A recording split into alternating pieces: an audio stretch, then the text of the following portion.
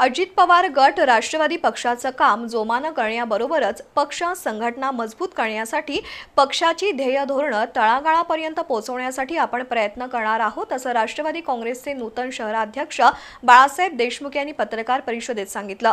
इचलकरंजीमध्ये ही पत्रकार परिषद पार पडली। राष्ट्रवादी काँग्रेस इचलकरंजी शहर जिल्हाध्यक्षपदी बाळासाहेब देशमुख यांची निवड झाली आहे। पक्षाच्या नेत्यांनी त्यांच्यावर ही जबाबदारी दिली असली तरी याबाबत उलटसुलट चर्चा सुरू आहे। या पार्श्वभूमीवर देशमुख यांनी पत्रकार परिषद घेऊन आपली भूमिका मांडली।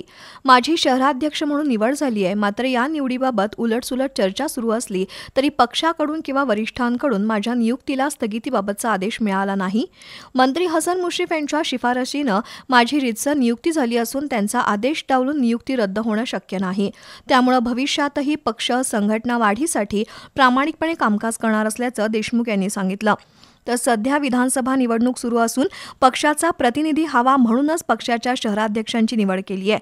मात्र स्थगिती मिळाल्याची अफवा पसरवली जात असल्याचं राष्ट्रवादी व्यापारी सेलचे प्रदेशाध्यक्ष सुभाष मालपाणी यांनी सांगितलं। यावेळी निहाल कलावंत, दिलावर पटेल, सय्यद गडकर, संदीप शिंदे, निखिल पवार, कृष्णा जगताप, अथर्व जाधव, अमर देशमुख उपस्थित होते।